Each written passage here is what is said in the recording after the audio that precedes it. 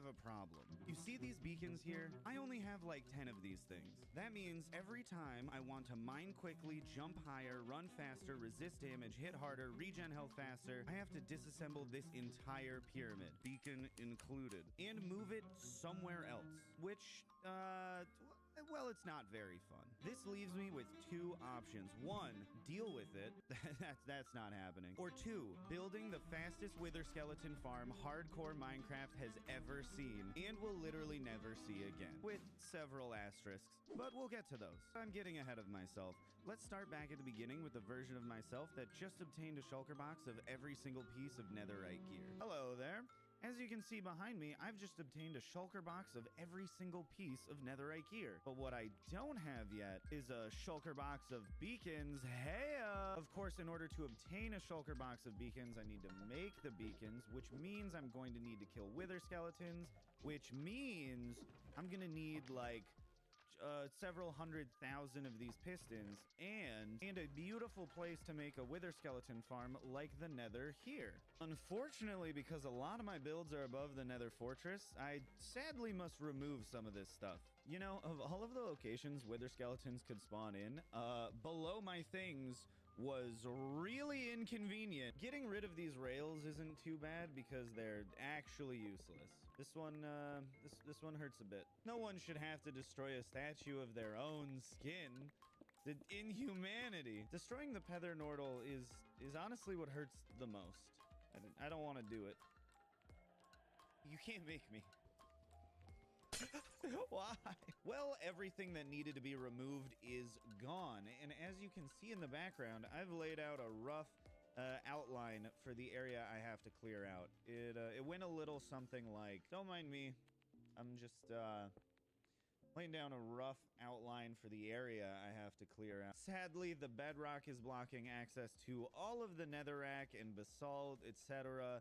that I have to remove, so it's going to be time to bring up those pesky pistons again. I'm gonna need, like, pistons, as they're the only way to get through this stuff.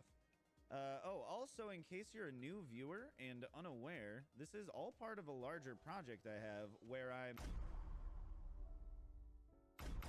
Enough of that nonsense. I have to remove some things to make room for the first, I guess, all of the 5 bedrock breakers.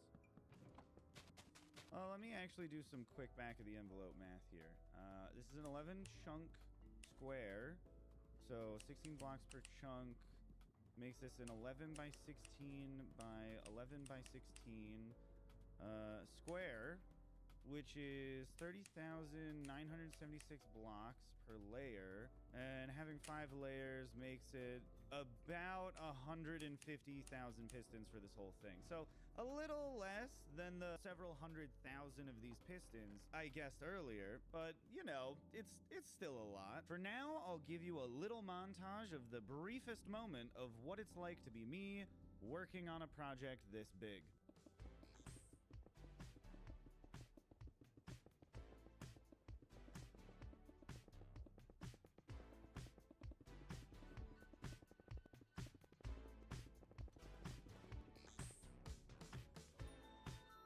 Yeah, it's not at all difficult, but it's incredibly time-consuming. So I don't have to, like, oh, go place it. Oh, shit. Despite this being a very fast bedrock breaker, it is a very, very slow machine. So I don't need to place all of these pistons before actually turning it on. This should be well more than enough to get it all started, and I can, of course, just keep running around, placing them as the machine is moving along, because I very easily outpace this thing. And let's see. Look at it go. It's working beautifully on the first try. You know, things usually don't go this smoothly for me. Oh? What? Well, it broke. So, this is usually how smoothly things go for me. I don't know how much joy I get from rebuilding things that I accidentally broke, but, it's incredibly low. And... nice. It is returning properly without breaking, so ideally this runs smoothly from beginning to end, and I can show you in one nice, beautiful time lapse destroying this top layer. So here it is. If I had to describe the emotion that I'm feeling right now, I'd say it's probably frustration. All right, I've rebuilt everything, so let's hope this time around it doesn't break. It didn't break, and I am incredibly thankful for that. Now I just have to destroy what's left of the building here. Isn't it looking beautiful? With that bit cleaned up, I can start building this entire piston platform, which should look like this when it's done.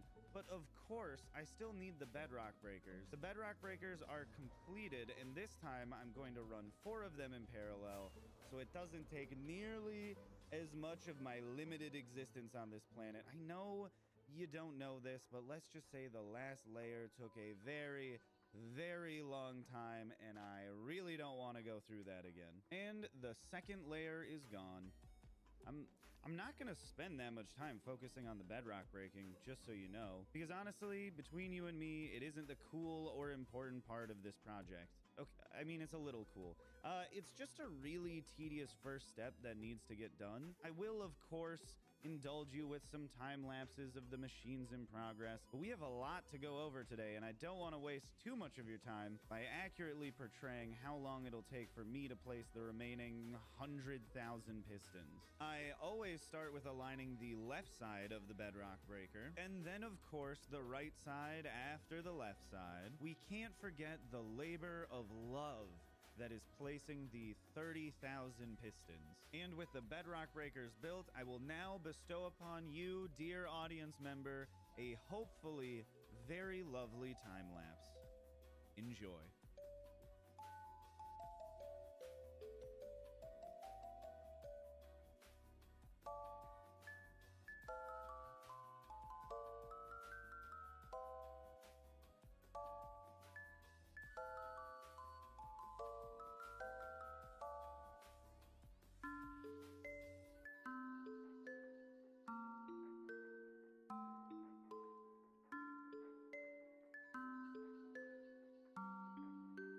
The reason why the time-lapse ended so abruptly is because Muffin, the cutest cat, stepped on the power button. Just want to show you that compared to the perimeter for the Y0 gold farm, this one is a lot bigger. Thankfully, I'm only removing the top bedrock this time and not the bottom as well. That'd be awful. 3 layers down already, which is roughly 90,000 bedrock broken, and I suppose we must follow it up by removing the remaining 60,000-ish. So enjoy the time lapse.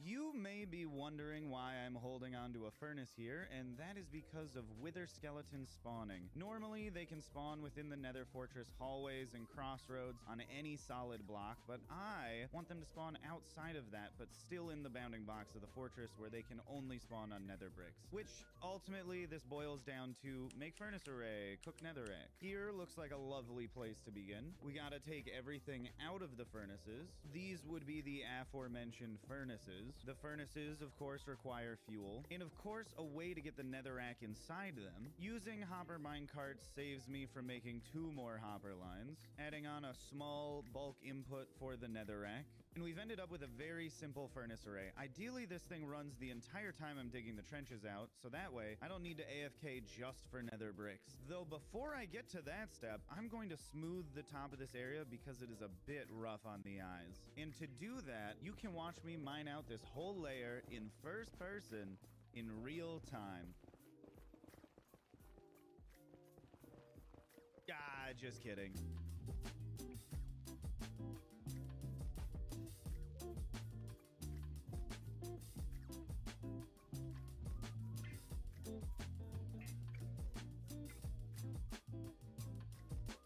I forgot to mention this earlier, but the fuel for the furnace array is going to be all the lava down here. This way, I won't need to leave the nether, and the smelting process is contained to this one dimension. Plus, the lava has to go away eventually. These trenches need to go all the way down to bedrock on all sides of this perimeter, and it's going to take a lot of time and effort. So, I think you know what that means.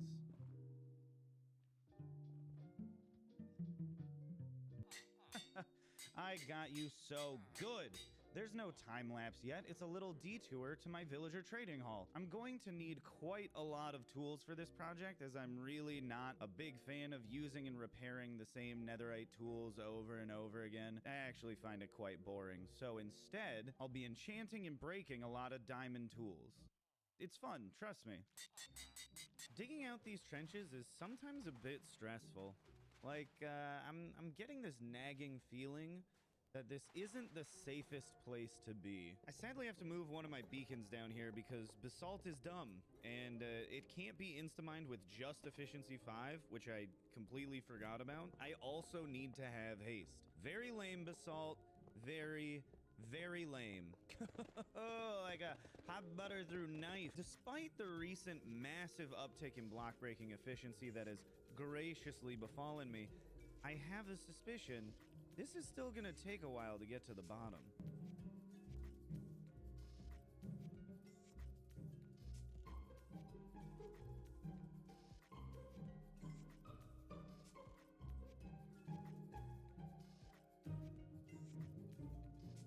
I'm gonna go out on a limb and say that the furnace array is doing its job very well. Of course, it still needs to be refueled every now and then, and very unfortunately, that seems to be my job as well. I swear I have to do everything around here. Some detours are inevitable, especially when mining so very many blocks. The netherrack side was so much easier than this basalt corner area. Here, follow me.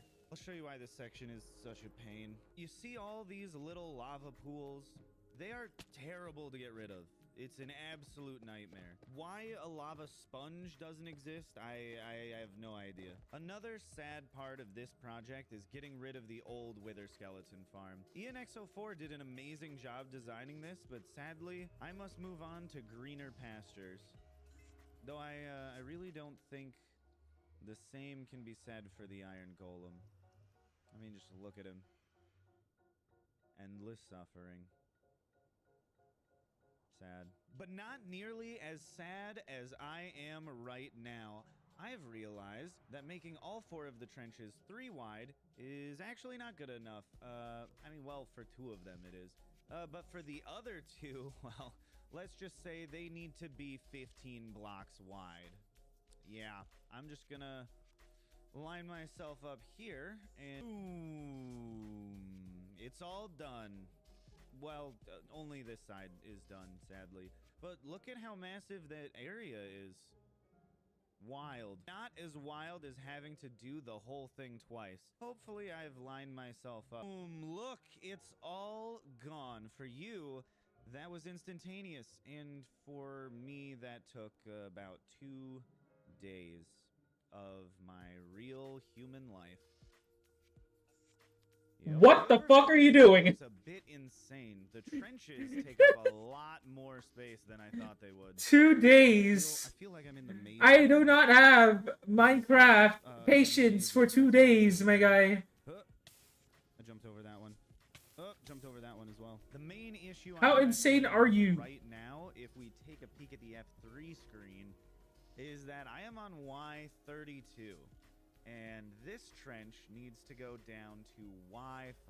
The reason I stopped at Y32, as some of you viewers rightly know, have confidence. This is lava lake height, and it's definitely best to drain out the lava before trying to shave off these last remaining layers. This is what I'm thinking is gonna be the very worst part. I hate lava removal. The only saving grace here when filling in all this lava is that I just got 10 million gravel in the last episode, and it's very much coming in handy right now. Though this feels impossibly deep. Give me a moment. Soul Sand! Thankfully, nothing that couldn't be solved with a few potions of fire resistance. I've ran out of pickaxes again, but I mean, I'm almost done, so it's Soul okay. Sand!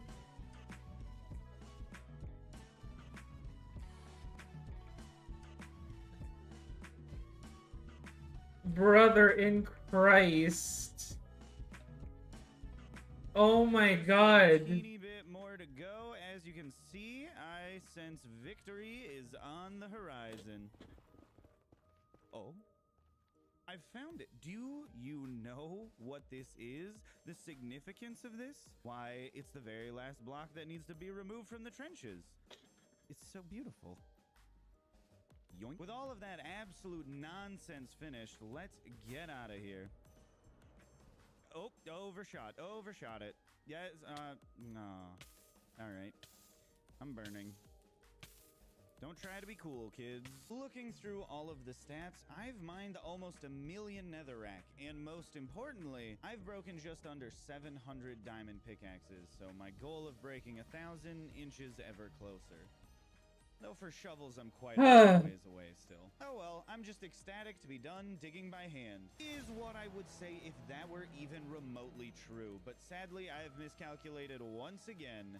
Measure twice, cut once is clearly not my forte. Thanks for the I now have to manually remove 2 more rows of bedrock and everything below it so I can properly fit in this world eater. Should only take a moment. I like it how my model stats that.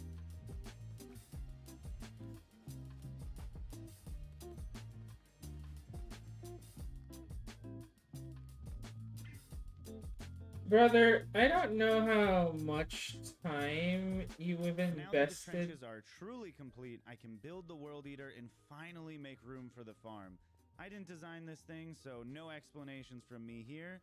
Just enjoy watching it work its beautiful magic.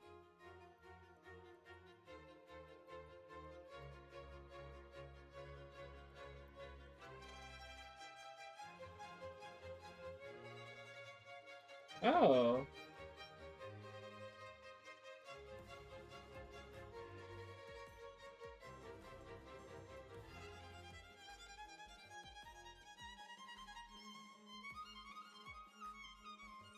Oh, you're not mining every... Oh, okay. That's actually impressive.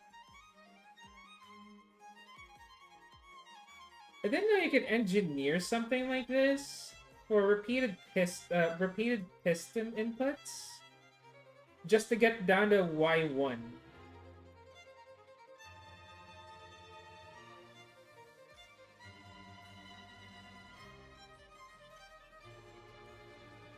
Yeesh.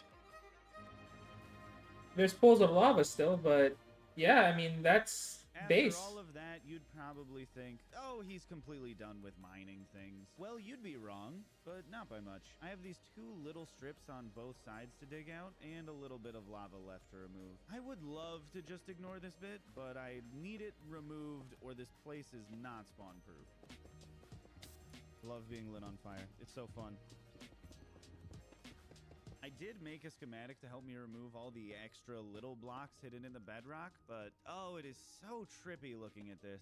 I'm getting a little nauseous. At 2.5 hours, that took a bit longer than I thought it would. But hey, now I have complete control over all hostile mob spawning within these chunks. Very cool. I need to place in the schematic, but my goodness, this thing is insane. Just look at it. From this distance, it doesn't seem like much, but when we get under the hood, you'll see that it needs 26,000 gray stained glass and 8,000 white stained glass. The rest of this is all pretty trivial to get, and I believe I have enough nether bricks from digging out the trenches already. But, oh, 34,000 glass? Seems like a bit much, doesn't it? Well, I probably shouldn't waste any time sticking around here, so it looks like I'm off to spend some of the 10 million sand I got in the last episode into 34,000 glass. Plus, I'll grab the other stuff. I mean, you got yourself a furnace array, but and that's because I'm still waiting for the cart yeeting mechanics that are added. Well, I don't I don't know specifically. It's sometime after version 118. Oh, I'm just gonna dude. AFK in this little glass box while I wait for the glass to finish smelting. It'll take, I don't know exactly how long, but like a really long time. Essentially, I'm just standing here until those furnaces turn off. As you can see behind me, all of those furnaces have turned off. Hopefully this means that the glass is all smelted and not that I've run out of fuel. I gotta pack it all into shulkers and then it'll be time to dye it all. Yes. I love already having what I need. All of my extra bone meal is located in the bone meal farm. I mean, stating that seems pretty obvious. I'll just grab enough to make sure that I don't have to come back here. Looking at all of the mushrooms. Okay. I would say looking at all the mushrooms loaded never gets old, but that thing really just comes out of nowhere. Oh my goodness. This is gonna take a little while. Maybe it'll be a time lapse. Maybe it'll just be a jump train. And it's finished. Well, at least the floor is, which is, I mean, it's a good portion of the total blocks, but a very small portion of the actual useful stuff going on here. This just makes it so I can run around on flat ground going backwards and I don't have to try to parkour all around here. But all the way over here, we have all of the materials we will need for this entire build. And, well, that's not entirely true. There's something that we still need to get for this, which maybe you can guess what it is. That'd be, I don't know, maybe shocking. Depends on how I edit it, this video. Maybe it won't be shocking at all. Maybe it will be very, very Just shocking. don't. Who knows? Just But there is jump cut it, something else dude. that I need to get, but that's just something that's going in the, well, there's two, okay, never mind. This is all of the solid materials going into the farm. Well, that's also not true. There's so many things, so many things that I still need to get. There you go.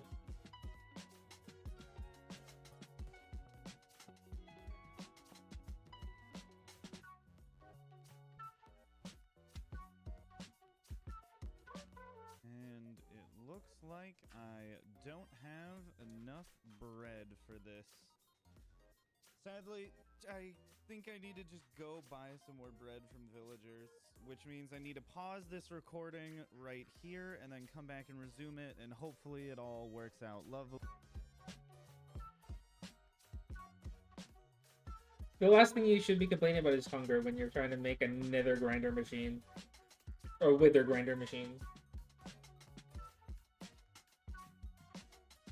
God, when was the last time I've actually dabbled onto mechanics? Don't fall into the trap of believing that this is the farm. This is only the easy part of it. No, that's like the base of Hard it. part comes next. It's not this. It's this layer. All of this black glass on this layer needs to actually be floating wither roses, which means I definitely made too much glass. Anyways, how are we going to get the roses to float? Well, I'll show you by using this crazy little machine here.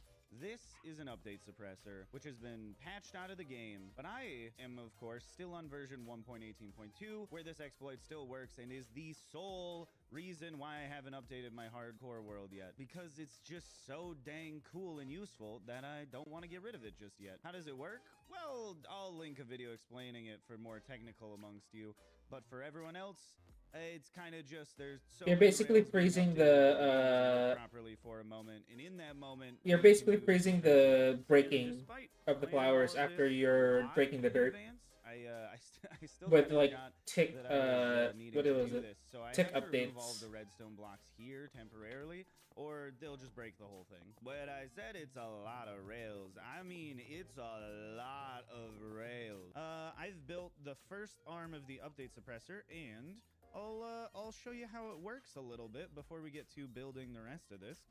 Oh, okay. Machine is on. As you can see, this rail is fully budded, and when we set down a wither rose, it buds again. Now, how is this useful? How is having wither roses on dirt useful? Well, let me show you. Oh, I don't have any more dirt on me.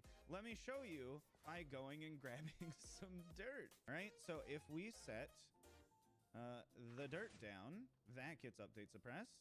And if we set down our wither rose here, nothing happens. But the real magic is when we do this. Yeah, see, you're freezing we the have tick or the wither rose. It still afflicts me with the wither effect. But now we have a floating, magical, wonderful little glitchy wither rose. If we provide it with an update by, say, putting literally any block next to it, it'll break.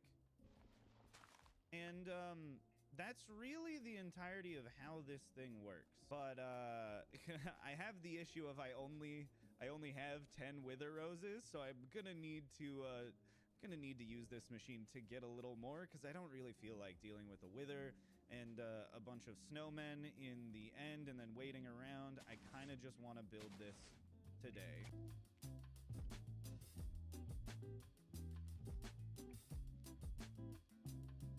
Alright, it also duplicates the amount you destroy it for every single tick it does. So, yeah, you're pretty much set for an infinite wither rose farm. Infinite ticks of wither roses. Plus the wither skeletons farm. But yeah, that basically all of the wither roses in place, and if I mess up, it's illegal. break and fall to the You basically have infinite wither skeletons at once. Again. So let's hope that doesn't happen, you know? Let's hope it all goes perfectly the first time. Place these all down. Looks good. Oh, and now they're floating. I need to put the surrounding blocks in next. That took so long, and I'm gonna have to do this 56 more times. Oh, I've already managed to encounter my first mistake on row 2. It's right here. There's just one missing wither rose, which means literally anything could spawn in this spot. And that's really bad. Oh god, this one, and unfortunately, did the whole row. Okay, we're doing it again. The downside of you need to be this accurate and precise to look at every single one of them, that hopefully it doesn't despawn anything. Otherwise, your farm is basically screwed. You have to have every single ingredient right. Otherwise, it's not gonna work. I've done it. It's all done. That's about 4,000 wither roses placed down. It is absolutely glorious. Look at those bad boys. Oh, just dangling there. Anyways, there's still a lot left to do in this project. A lot, like removing the rest of the update suppressor, which probably already happened in the time-lapse or is going to happen in a time-lapse. Yeah, I don't really know. But I'm going to be done working for today, and then tomorrow I will come back and ideally build the rest of the farm and make it fully operational. And we've finally moved all of the materials up here, which took me, I don't know, like 45 minutes. All of the death flowers in place. I just need to finish up this thing, which I might have said at the end of the last little clip, but I mean, it's still true. I gotta finish this up. Gotta make the mob conveyor up here, and the cart dispensers back here. There are so very many of them, and that is the farm. Holy moly. Building this was easy. Building this was the easy part. The hard part is what's going on this side in those shulker box unloaders. You know, in this one over here, we just need like, I don't know, like 50,000 mine carts or something stupid. But that's easy. Those are just made out of iron. Over here, it's gonna get so bad. It's gonna get absolutely gruesome. So let's do it. Bruh. I think that by far one of the absolute strangest things about this world that I have is that I still don't have a sugarcane farm. Unfortunately, I have left myself just a terrible, terrible, awful mess up here, so I'm going to quickly organize and clean up all of this, and we'll reconvene probably working on that down there, but maybe it'll be something else. I don't know. I get distracted all the time. I don't know why I don't bother to just organize things from the beginning, because one, that looks really clean, and two, it really didn't take that much effort. Why didn't I bother doing this in the first place? I have no idea. Okay, so before I get to the crazy shulker box loaders on the other side, I need to do the minecart unloaders on this side, which will seem like it's really insane, but they are the more convenient of the two sides to this farm, because really all I'm doing up here is crafting iron blocks into tons of minecarts and then slowly loading them into shulkers to fill the minecart unloaders, which I need to do for hundreds of shulker boxes. Hundreds. I've run out of iron blocks, but ideally there's a lot more in my farm at spawn, since it should have been running this entire time. Well, this is almost completely full again. I gotta turn it all into blocks, though. Woohoo! So, I ended up crafting 51 shulker boxes of iron blocks with just under 800,000 iron ingots. So, did you sleep? I swear to God. I don't know how to say this other than we should be good for a little while. And that still doesn't change the fact that this is going to take me a very, very long time. I think that took me like 45 minutes, maybe an hour, of just filling in all these things. Maybe less than that, but it was so boring, it just felt like a long time. But these mine carts are now filled in all of those droppers, all of those hoppers on the left half, which means I get the amazing privilege of doing it all a second time.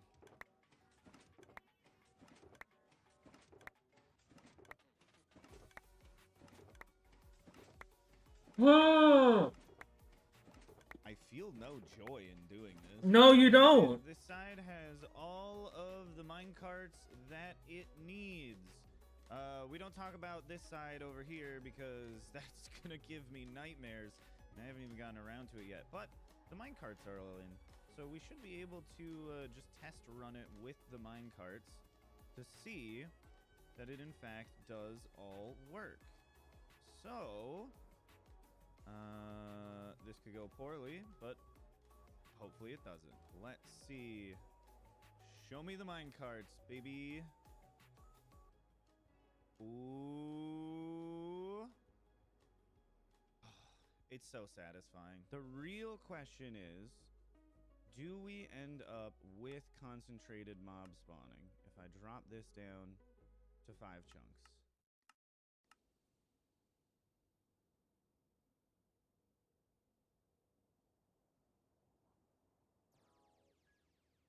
Seemingly no. And I think I know the answer for why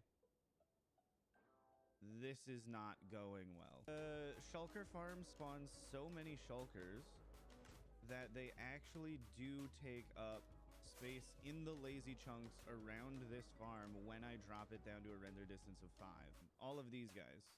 And they're in very large stacks. As you can see, it's not just one per section. There's quite a lot of them. For the time being, as many of these as we can get rid of, the best are complete. Oh, come on, man. I just wanted to talk to camera. All of the shulkers have been removed from over here, which I don't know if this is a good way of showcasing it, but as you can see, they are within the area that would be the lazy chunks around the farm. So these were getting loaded the whole time, which is why we couldn't actually run the farm. But now, if we go back down there, if that makes sense to you, congrats. If it doesn't, don't worry about it. But now we can come all the way down here and probably run the farm. If I drop it down to a render distance of 5, only the perimeter should be loaded in, which is why we didn't have to make a bigger one. And oh, look at them. They're only wither skeletons. There's so many of them as well. Woo! Yo! We should be able to run this and have it work decently well without this magic line being functional, which we haven't gotten around to. In order for this magic line to even be useful, I need to fill the item sorters down here with the sorted items. So in order to do that, I kind of need to just run the farm a little bit. So come down here, set our periodic attack on, and then we can watch the magic. Oh man. Look at him go. I really shouldn't have to run this for very long to get all the items I need to put in the sorters. I suppose sorting the skulls is most important. Coal might be the most useful thing I get from this farm. Saving some bones shouldn't hurt either. It's kind of just a really cool farm to watch run. The waves of minecarts are just so satisfying. You don't even need the wither skeletons in them. And I know that it may seem like a lot of items are being generated right now, but here is the real hang up. Look at how painfully slow the wither skeleton skull rate is. This is roughly 25% of the rate that we should be getting. But that's because we still don't have that magic line working. And yes, I know I've spoken about it before, but it is finally time for that part of the show.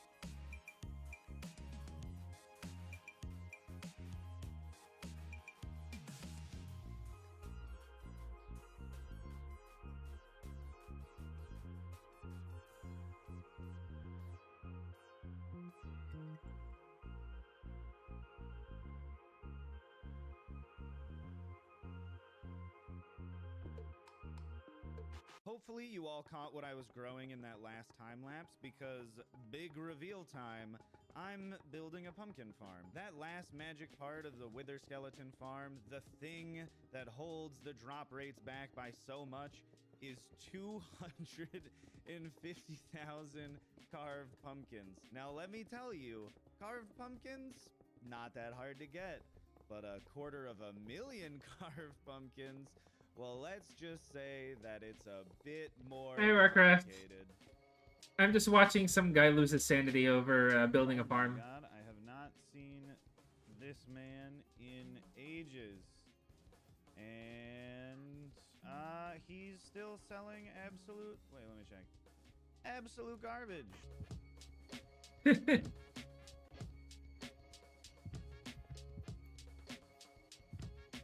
Jesus fucking Christ. What is he doing up here? Sorry, bud. You gotta go. You gotta go. Get.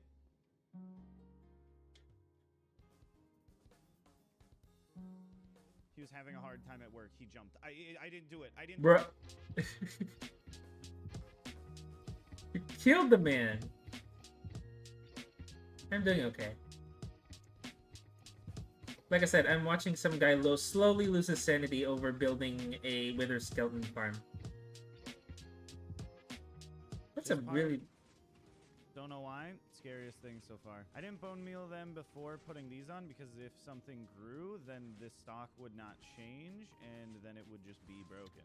So then I'd have to crawl through and cut things down, and that is somehow less enjoyable. This man right here is why I choose to live in the nether. Also, wait, do we have one llama? We're in a wacky room down here where I am going to make the pumpkin carving machine. So I'll just cut myself off at some point in the middle. Okay, well, maybe if I ignore him, he'll burn up in the daylight eventually. Oh, look at me go, swinging those arms.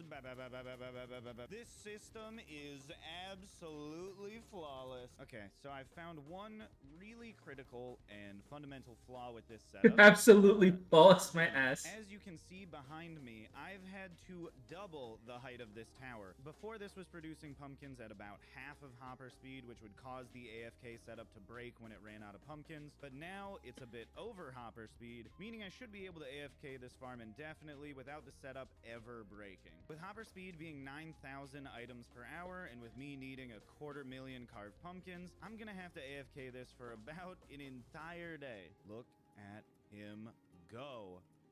God, he works more diligently than I ever could. About a day later, and by the looks of pumpkins all over the ground, I have ran out of shears, which means I don't have to do this part anymore. We have one double chest of shulker boxes of carved pumpkins. We have a hopper of shulker boxes of carved pumpkins. We have a double chest of shulkers of carved pumpkins. We got another hopper of shulker boxes of carved pumpkins, and we got a little bit more than that. Ultimately, these like 2.5 double chests worth of carved pumpkins need to be moved to the nether, and I am going to do that now. And they're all in the nether now. I still haven't put them in the farm, but like I did move them over here, and it did take me quite a while.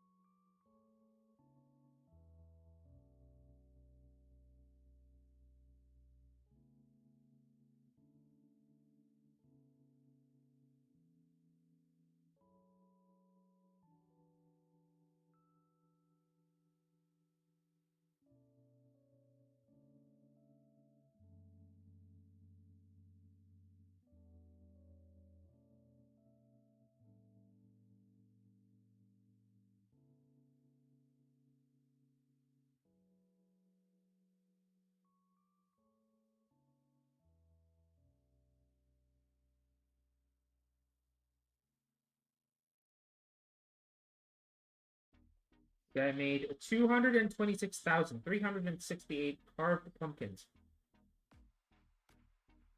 Stop. And the next step, of course, I'll take them out of here and put them in the farm.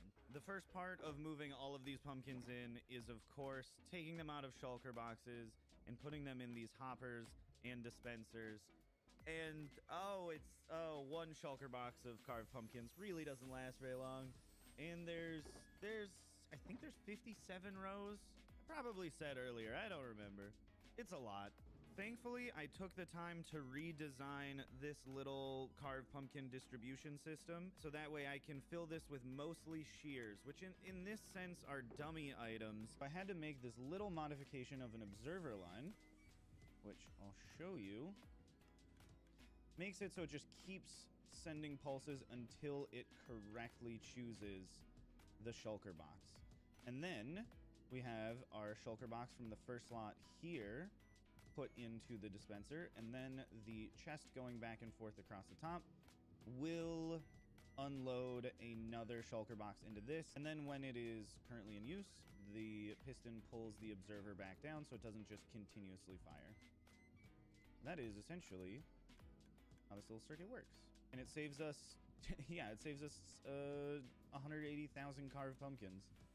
just by having this click a couple of times and misfire. Absolute cost savings right here. This is bringing inflation down. Of course, the final place to put the carved pumpkins is down in the item filters. That way, once we use them and get them, we can put them back into circulation and use them again instead of just farming, you know, hundreds of thousands of more of them. I'm returning to the pumpkin farm because when I tried to run the farm, well, I didn't have my sword on me.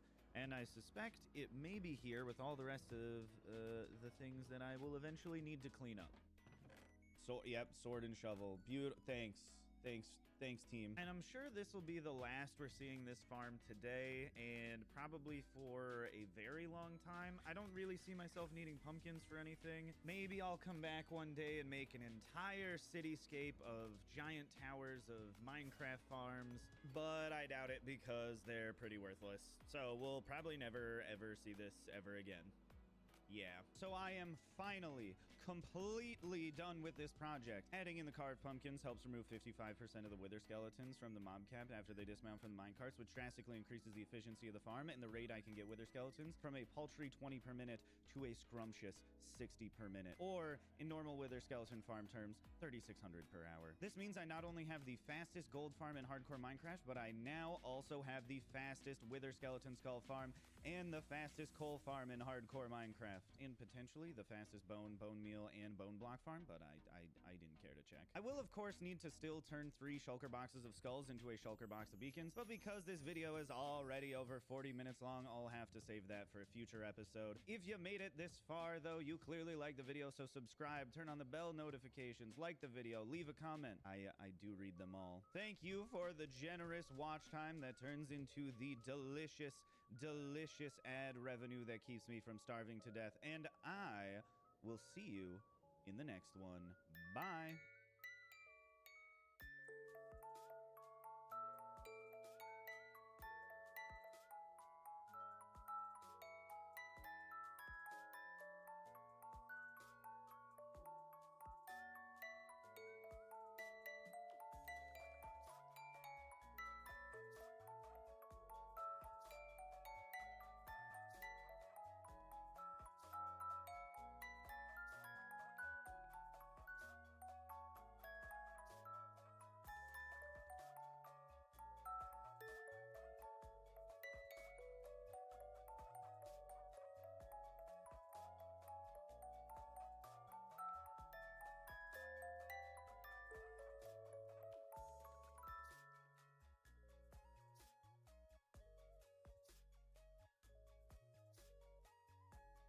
It starts at 9 in the morning. It has been 9.5 hours, and we're almost done. Isn't that crazy? I would highly recommend that that you don't, if you do this, which I mean, I recommend you don't do this. If you do this though, don't do it in one sitting. Like, carpal tunnel's not that fun. I promise. It's not that fun. Ah, jeez.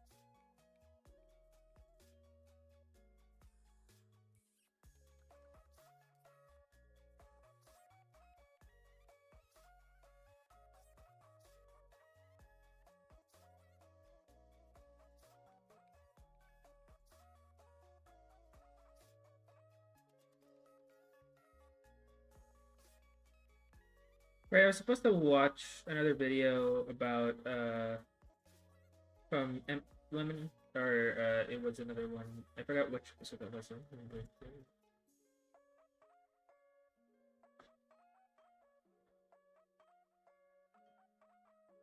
Yeah, there it is. Hey there! Having car trouble? Well, no need to fear. Miller Tech is here with So a proud sponsor of Noah Gragson percent off. again. And if you don't know what a tractor pull is, allow me to enlighten you. It's a motorsport comparable to drag racing, only it's done on dirt instead of asphalt, and instead of competing against someone else one lane over, the only objective is to carry a 25,000-pound sled as far down the track as you can. It's pretty cool, and has nothing to do with the topic of this video, but I'll get there. Since my dad was the announcer at these tractor pulls, he'd let me control the music from the crow's nest, or the back of his truck, or wherever we could set up shop. And for a 12-year-old kid, that was exciting. The tractors were neat, the people were interesting, but the best part for me is that I had an excuse to stay up well past my bedtime, because these things went late, sometimes till 1, 2, even 3 o'clock in the morning. These guys were mad lads. They had no qualms about pulling till the sun came up, but on one summer night in 2015, they actually wrapped up relatively early, giving me and my dad just enough time to rush home and catch the end of the NASCAR race happening that very same night. Unlike tractor pulls, NASCAR doesn't usually run this late, and this particular race isn't usually run on a Sunday, but NBC, after almost 10 years away from the sport, was making its triumphant return to NASCAR, and they weren't pulling any punches. They brought in Blake Shelton, bumper cars, and the single greatest musical number to ever grace the airwaves. Welcome to the place where we speed all day, where we bump and grind in a non-sexual way. They were doing everything they could to ring in a new renaissance, but pushing the race back to Sunday, as opposed to its usual Saturday slot, would prove to be a mistake. On that Saturday, despite a 2-hour rain delay, they were still able to wrap up the Xfinity Series race just before 11 p.m., and the skies stayed clear for most of Sunday, too.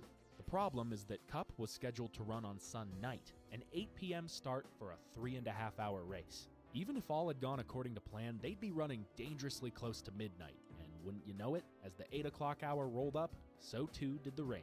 It only lasted for a few hours, but it was still enough to push the race back to 11:42 p.m. Starting later than the race in the day before had finished.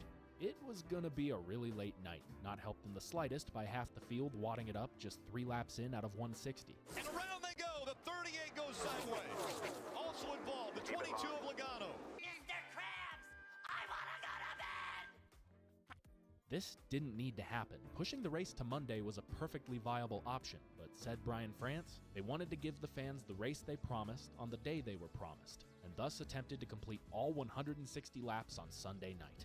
Well, by lap 15, it was already Monday, so I don't know what he was talking about, but nevertheless, the race went on relatively orderly. A few spins here and there, normal for people driving with sleep deprivation, but one guy who clearly had a Red Bull before the race, or more likely an Amp Energy, was the man out front. Of the first 75 laps, Dale Earnhardt Jr. led 40 of them, which isn't surprising. He's nicknamed the Pied Piper of Daytona for a reason.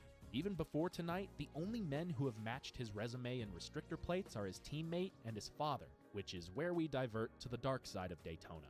This place hasn't always been kind to the Earnhardts. In fact, it seemed to do everything in its power to make sure that Senior would never win its marquee event, the Daytona 500. But try as it might, blow his tire, throw a seagull at him, or send him careening down the backstretch, Dale's indomitable spirit was just too much. And in 1998, Daytona finally conceded. Checkered flag. Dale Earnhardt finally is a champion of the Daytona 500. Then, 3 years later, they killed him.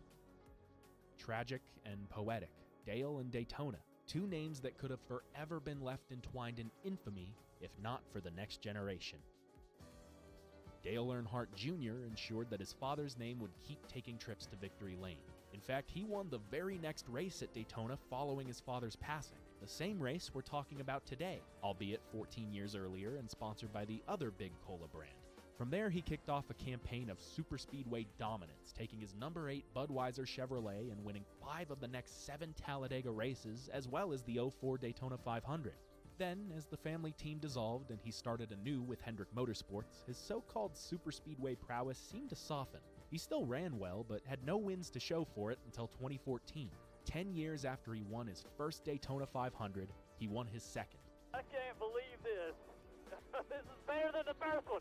Add a dual win and another win in Dega the following year, and we're looking at one of the best plate racers of all time back in his prime. So yeah, it's not surprising to see him pacing the field, and tonight he's in a familiar place in a familiar car. The same car he had won Talladega with, Amelia, as in Amelia Earhart, the first woman to fly a single-seater plane across the Atlantic Ocean. I thought he just got their names confused, but Dale said it was because she had the type of daring, courageous, and determined personality he wanted while driving his car. And with what we've seen so far, It seems to be working. Paul Menard was talking about just how ridiculous that 88 is. Listen in. 88's ridiculous.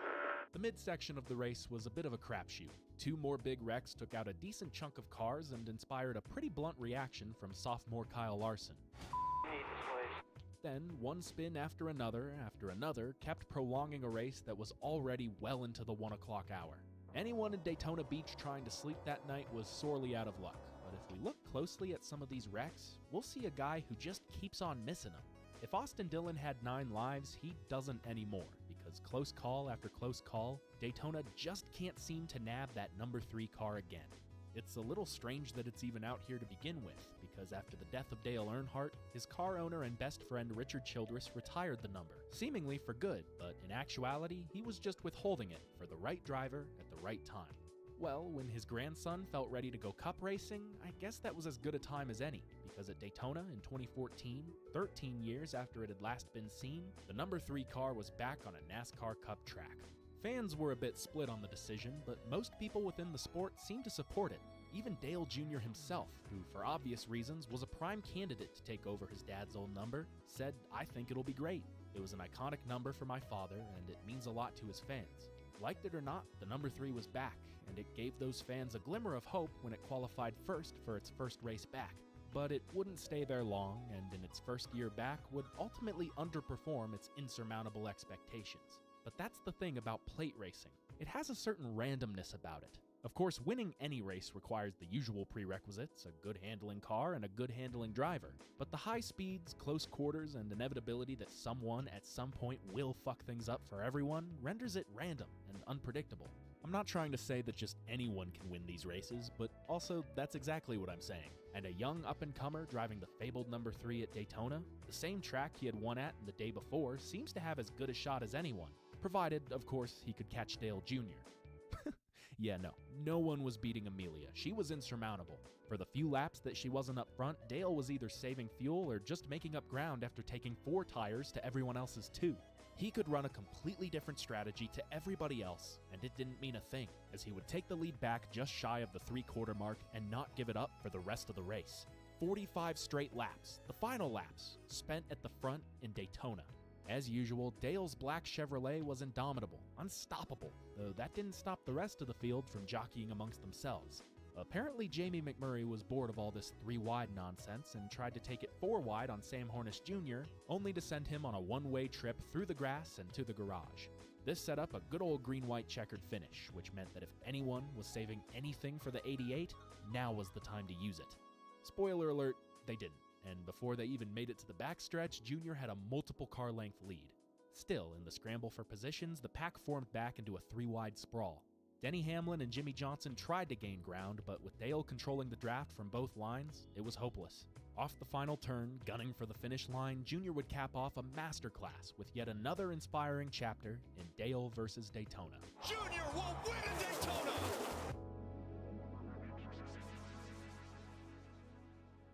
It's now 2:42 in the morning, and in this moment, all Dale can see in his mirror is a big plume of smoke and his father's number 3 flying through the air. It's 12:42 where I'm watching from home, and my poor mother is about to be awoken to the sound of me and my dad yelling. Though, in our defense, how could we not? And the big one happens behind him! Oh my god! Holy shit! That looks awful. Oh no. Awful fucking guy, man. You see that shit? He put over me. I went under him.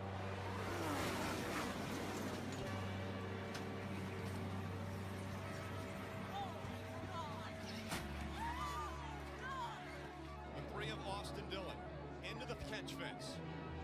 All the crews getting out to that car. Austin, you alright? Austin, talk to us. If he's okay, do not get him out of the belt. Tell him to stay in there. Tell him to stay in there. Thumbs going up from all the crew members, and the crowd roars. Look at the catch fence on the front straight. Crew members pulling. Austin Dillon out. He's walking. What an incredible sight to see Austin Dillon walking away from that 3 car that is demolished. It It was reported that only 13 fans needed examination, 5 required treatment, and just 1 was sent to the hospital only to be released shortly thereafter. And Austin Dillon, the man who in a fraction of a second went from 190 to a dead stop, walked away from the accident with nothing more than a bruised tailbone and a bruised forearm. He even went on to say that the worst part wasn't flying through the air or hitting the catch fence, but the subsequent hit he took from Brad Keselowski after he landed back on Earth, and reportedly said Keselowski, embarrassed and frightened by what had just happened, "I thought I finished the job." But no. Somehow, some way, everybody was okay, though that was no accident. Since Talladega in '87, the first time that a stock car went flying toward the grandstands, NASCAR made an effort to make the cars slower and make their fences bigger and stronger. Then, of course, there was the case of the last man who drove the 3, whose death sparked a revolution of safety, inspiring vast improvements on the cars, tracks, and drivers themselves. And then, as recently as 2013, when a 20-year-old Kyle Larson suffered in a similar style to Dillon, only the fencing wasn't nearly strong enough for the fans standing mere feet from the track.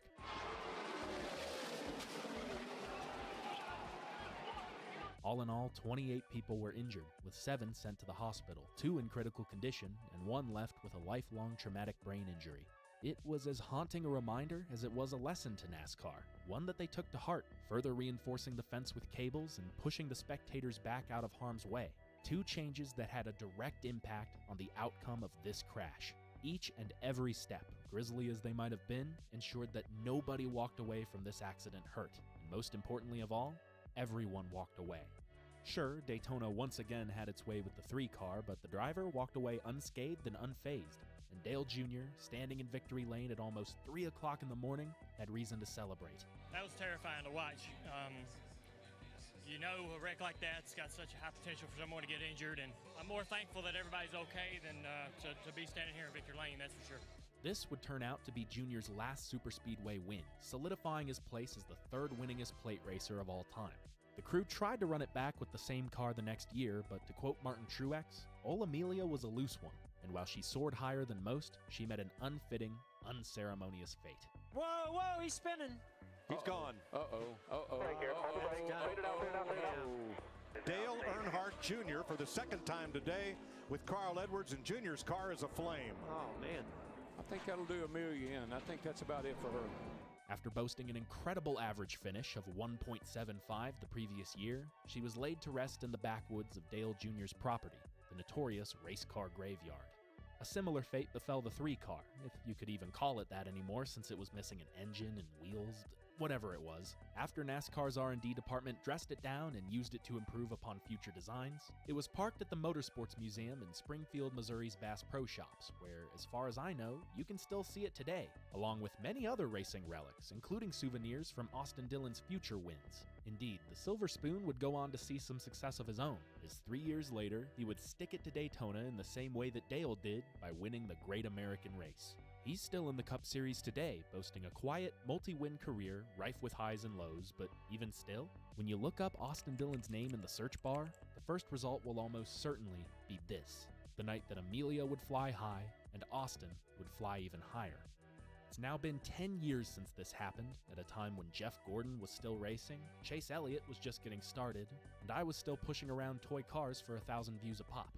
With each passing day, those memories get a little more hazy, a little harder to recall, but I'll forever remember the night of July 5th, 2015 vividly.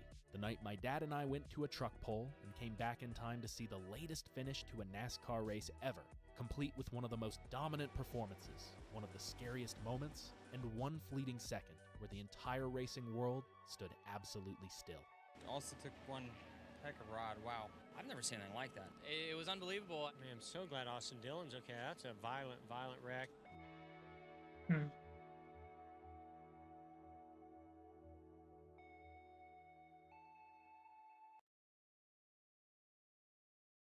And I usually say this with a grain of salt, but thank goodness Motorsport is safe. And I usually like that because at least when things like these do happen, there's a higher chance, there's always going to be a higher and higher chance that someone is not going to be under a fatal condition, that they're going to crash or they're going to have hospitals involved, which is always a good thing when there's no hospitals involved. So I'd rather not have a fatality than having multiple fatalities, you know? So yeah. At the end of the day, to pay what you enjoy with the highest risk possible of going X amount of speed to zero in a flash, and all of a sudden you just see what it is, what it's gruesome nowadays, and still live on it, that's a beautiful thing. And living to see the day afterwards, and you could continue doing it again and again and again, just for the thrill of it. Yeah, it's a beautiful thing. Rather than not have any glorified crashes, of course. Glorification of accidents is not really received that well. But I'd rather glorify the race itself rather than glorifying the accident. So take that as you will.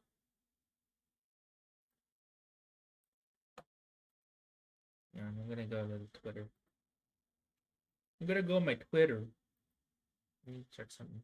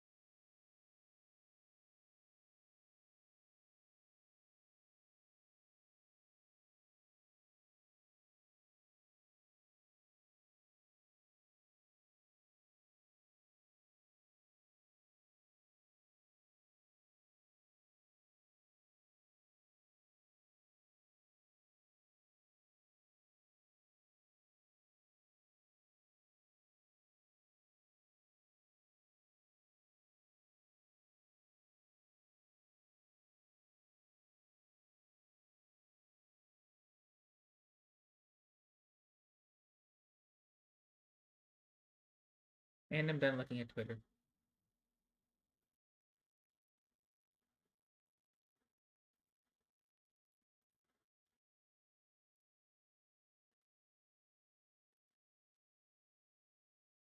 I'm gonna go to Twitch this time.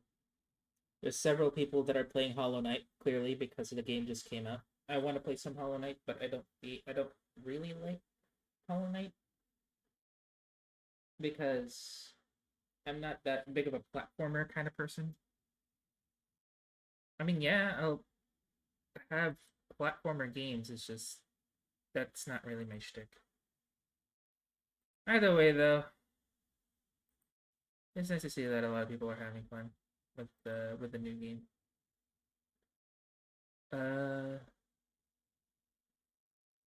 Well, I am thinking of just stopping the stream early because I'm really tired, actually, chat. I'm thinking of just taking a break right now. I kind of need to just lean back and go to bed. I want to wake up early tomorrow.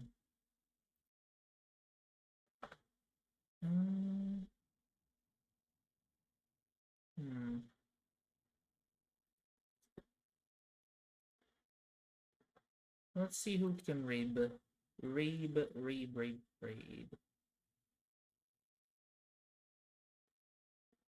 Yeah, I've been live for an hour. It's decent enough time for me. Oh yeah, no, right. So I met this one person that I really enjoyed watching for like a little bit. I'm just gonna go vibe with her. Her name is Onihira, and she's pretty cool. So let's give her a little love because I've yet to because I have yet to have to do her favor.